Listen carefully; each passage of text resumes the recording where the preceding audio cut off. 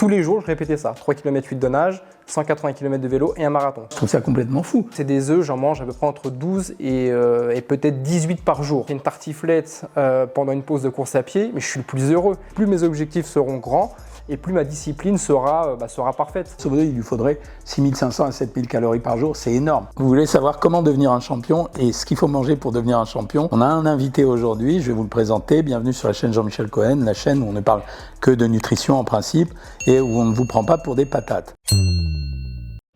Masterclass, menu personnalisé, suivi diététique individualisé. Rendez-vous sur le site docteur.jeanmichelcohen.fr. Goulwen Tristan, donc champion du monde plein de fois. Combien de fois tu as été champion du monde? Alors 3 fois vainqueur de la Coupe du Monde d'ultra triathlon. Exactement. Alors l'ultra triathlon, Goulwen, c'est quoi exactement? C'est un dérivé de l'Ironman. Donc l'Ironman, c'est 3 km 8 de nage, 180 km de vélo et un marathon. Et en fait, l'ultra triathlon, c'est vraiment une discipline à part. Donc on commencera par un double ultra triathlon. 7 km 6 de nage, 360 km de vélo et 2 marathons. En 2016, j'ai découvert l'ultra triathlon justement avec un double DK ultra triathlon en format 1 Ironman par jour pendant 20 jours. Donc tous les jours, je répétais ça. 3 km 8 de nage, 180 km de vélo et un marathon. 76 km de nage, 3100 km de vélo et 844 km de course à pied. Là, c'était en continu. C'est-à-dire que le chrono ne s'arrête jamais. Je crois que j'ai mis 62 heures pour faire les 76 km de nage. Et ensuite, j'ai fait 3600 km de vélo où j'ai mis, je sais pas, peut-être 250 heures. Et je dormais à peu près 3-4 heures par jour. Et je m'accordais une sieste de 45 minutes la journée. Moi, je trouve ça complètement fou. Il a fait 3 fois l'aller-retour du bout de la France à l'autre bout de la France. Il a fait 76 km de natation. D'ailleurs, tu peux aller 2 fois en Angleterre, je crois. C'est ça. Et tu as fait 850 km de course. C'est-à-dire qu'il est parti de Paris jusqu'à Nice en courant, voilà. Bravo, chapeau. En 2010, j'entends parler de l'Ironman, de l'Ironman. Sauf que je me rends compte que j'aime pas nager, que j'ai pas de vélo, que je sais que courir. J'ai quand même envie d'y aller parce que j'aime le dépassement de soi. J'ai pas envie que ce soit la société qui me dise à Goulwen, tu peux pas faire un Ironman parce que tu sais pas nager, parce que t'as pas de vélo, tu sais que courir. Non, moi c'est quelque chose que je refuse à entendre. Moi, le capitaine de ma vie, c'est moi-même. Il n'y a personne qui me dira Goulwen, t'es capable ou t'es pas capable. C'est moi qui décide. Dès le départ, tu avais, un profil athlétique, un profil d'exception pour faire ce genre de choses. Alors pas du tout, pas du tout. C'est essentiellement de la discipline et de la résilience. J'insiste beaucoup là-dessus, peu importe le sport que vous pratiquez, c'est la passion. Je ne cherche pas forcément à améliorer mes chronos d'une course à une autre. Moi, je cherche à performer dans la distance, dans l'endurance. C'est vraiment l'endurance qui me passionne. Ce n'est pas des sports qui sont traumatisants, parce que tout ce qui est natation, vélo, c'est des sports qui sont portés. Donc peu importe la distance que vous allez faire, c'est pas traumatisant. Ce qui va être traumatisant, c'est la course à pied. Mais quand vous avez nagé X dizaines de kilomètres de natation, quand vous avez roulé X centaines ou X milliers de kilomètres de vélo, la course à pied, comme on le dit dans le jargon militaire, ça se fait en petite foulée bras souple. En ultra triathlon, la moyenne d'âge, c'est 45 ans à peu près. Ouais, c'est ça qui m'a étonné. Et on voit des athlètes, les plus vieux, ils ont entre 65 et je crois que c'est 71 ans le plus vieux. Quel est le premier des critères pour être bien préparé pour un ultra triathlon? C'est nutrition et le sommeil, parce que je suis un gros dormeur. Bon, ça c'est physiologique, c'est dur de le travailler, d'aller à l'encontre de son sommeil. La nutrition, c'est beaucoup plus simple à travailler. L'autre problématique que j'ai rencontrée, c'est que moi, le sport de niveau, je l'ai connu très tardivement. C'est-à-dire, j'avais entre 30 et 32 ans quand j'ai commencé à connaître le sport de haut niveau. Mon corps, il a assimilé énormément de défauts, de problématiques. Moi, j'adore les fast-foods, j'adore les kebabs, j'adore les pizzas, j'adore toute cette malbouffe. Moi, j'adore ça.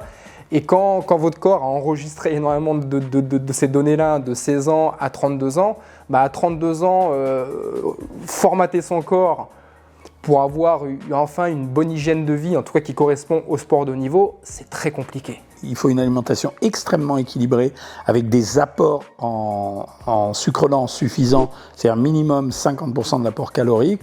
Deuxièmement, il faut avoir des apports en graisse de très très bonne qualité aussi, c'est-à-dire qu'on privilégie les bonnes huiles, les bonnes graisses, etc. Et troisièmement, toutes les vitamines et tous les minéraux, c'est-à-dire pour qu'il y ait vraiment zéro carence. Mais avant, ce qu'on recherche, c'est surtout un équilibre global pour qu'aucun organe ne soit abîmé. Et puis, il y a une deuxième technique qui est utilisée par les gens du Nord, qui consiste à recharger le muscle en sucre très rapidement au dernier moment. Ça veut dire qu'on fait 12 à 13 jours de restriction de glucides extrêmement importante. C'est-à-dire on est presque proche du zéro sucre. Et puis d'un seul coup, 48 heures avant, on charge comme une bête en sucre lent. C'est-à-dire qu'on blinde au niveau du pain, des pâtes, du riz, de telle façon à ce que l'excédent de sucre parte immédiatement sous forme de glycogène dans le muscle et donne de la réserve pour l'exercice. Après, pendant qu'est-ce que tu fais pendant ? Tout ce qui va être partie natation et vélo, je mange à peu près sensiblement la même chose. C'est des aliments qui vont être faciles à manger. Et moi, c'est des œufs, j'en mange à peu près entre 12 et peut-être 18 par jour, des œufs, parce que c'est des œufs durs. Parce que en natation, je suis sur le bord de la piscine, hop, je prends un œuf, c'est rapide à manger, ça donne le sourire, c'est niveau apport, c'est ce qu'il y a de mieux, je pense. Donc je mange beaucoup d'œufs. À vélo, ça va être la même chose. Quelqu'un qui va aller à la guerre, physiquement parlant, si vous lui amenez des boissons énergétiques, si vous lui amenez des gels, si vous lui amenez ce type de nourriture, vous n'allez pas le réconforter. Il va faire la gueule. Alors que si vous lui amenez une bonne choucroute, un bon cassoulet, une tartiflette, c'est peut-être pas forcément recommandé, mais il va avoir le sourire et ça va lui permettre de continuer. Nous, dans l'ultra-triathlon, c'est exactement la même chose. Moi, vous m'apportez une tartiflette pendant une pause de course à pied, mais je suis le plus heureux. Et ça va être, le plaisir en fait, va faire office, il sera tellement énorme le plaisir qu'il va faire office d'énergie, enfin de booster. Ça va être un vrai booster. C'est pas complètement académique ce qu'il est en train de dire, parce que nous, en nutrition, ce qu'on fait pendant l'effort, on a 2 critères vachement importants. C'est l'hydratation, les électrolytes. Ça veut dire que là, vraiment, c'est pour ça que je suis pour les boissons de réhydratation. J'allais y venir. Ça. Voilà, magnésium, calcium, potassium, un peu de vitamine C de temps en temps. On peut rajouter du dextrose pour avoir du sucre et pour que la boisson elle soit agréable à consommer. Et après, pendant l'effort, il faut surtout essayer de ne pas avoir de carence. C'est surtout ça.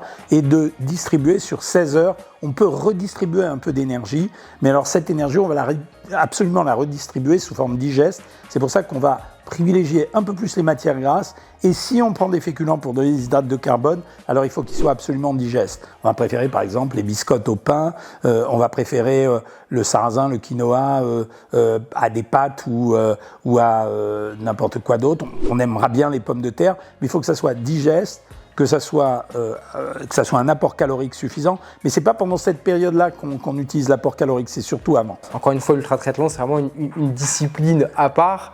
Mais sinon, c'est beaucoup de riz. Voilà, c'est beaucoup de riz, beaucoup de pâtes, mais de temps en temps, une petite pizza, quelque chose de bien gras, ça fait plaisir et ça permet de repartir avec le sourire. Vous êtes un grand champion d'ultra-triathlon en l'occurrence. Ce qu'on vous recommande de manger, c'est pendant l'effort des choucroutes et des cassoulets et après l'effort des burgers et des kebabs. Et bien, c'est pas tout à fait ça. Parce qu'en termes de nutrition, ce qu'on va rechercher après l'effort violent, alors tu peux manger ton burger, ça te fait plaisir. Ce qu'on va rechercher, c'est à réparer. Ça veut dire réparer, c'est-à-dire que vous avez cassé du muscle, vous avez bouffé les sucres lents que vous avez utilisés pendant la course, vous avez perdu des électrolytes. Donc on cherche une réparation. Et c'est pour ça qu'à ce moment-là, les protéines deviennent importantes. Ça veut dire que juste derrière, on va réconforter en protéines. Alors après, tu peux prendre des protéines que tu veux, mais on va réconforter en protéines. On va recomplémenter en sucre lent, mais on diminue les doses par rapport à avant. Et par rapport au milieu, on peut diminuer les matières grasses parce qu'on va chercher un équilibre corporel, on ne veut pas qu'il y ait de reprise de poids. Et on continue à forcer sur les électrolytes. Alors juste un truc, le magnésium, c'est vraiment un truc super important chez les sportifs. Il y a eu des études qui ont montré que si on prenait beaucoup de magnésium, la réparation était meilleure. Alors, il ne faut pas en prendre trop non plus parce que ça peut donner des troubles digestifs. Mais on considère que 300 mg par jour, c'est vraiment bien. Mais il faut vraiment y penser. Chez les sportifs, ça n'améliore pas la performance. Par contre, ça répare beaucoup mieux. Et on a eu des situations où on a vu que les carences en magnésium faisaient que les gens récupéraient beaucoup moins. Moi, j'aime bien tout ce qui est sirop. Les sirops, même si ce n'est pas forcément conseillé, sirop de menthe, sirop de fraise. Mais ça me fait du bien. Et par contre, je mets de l'électrolyte avec mes sirops. Si j'ai pas d'électrolyte sur moi, ce qui est déjà arrivé, je vais mettre du gros sel, une sel de Guérande, pour justement, par rapport à tout le sel que je vais perdre pendant la compétition, avoir un rapport avec le sel. Mais ouais, ça va être de l'électrolyte avec du sirop. Alors, tu nous as parlé du sommeil. Alors bon, ce que tu fais, c'est une ultra performance. Donc, ça me scotche à chaque fois. Tu m'as parlé de sommeil. Tu dors combien d'heures par jour en moyenne ? Donc grosso modo, je me couche à 23h30 le soir et je me lève à 6h45, 7h le matin. Sur le double DK, je dormais grosso modo de 23h à 3h du matin. Donc je dormais 4 heures au lieu de dormir 7 heures. Si vous allez à une compétition en vous disant uniquement je vais être finisher, ce qui est déjà très bien en soi, votre motivation ne sera peut-être pas la même au réveil. Parce que votre cerveau, il aura implémenté, il aura entendu, voilà, comme quoi vous êtes là pour être finisher. Donc votre cerveau ne vous mettra peut-être pas les coups de pied au cul qu'il faudra pour justement respecter ces 4 heures de sommeil. Donc c'est pour ça, moi je m'oblige aussi dans tout mon écosystème à avoir de très gros objectifs. Parce que je sais que plus mes objectifs seront grands et plus ma discipline sera parfaite. Est-ce que tu fais des collations? Quel est ton rythme alimentaire dans la journée? C'est beaucoup d'œufs, donc ça va être un muffin le matin. Muffin, jambon, fromage avec un ou deux yaourts.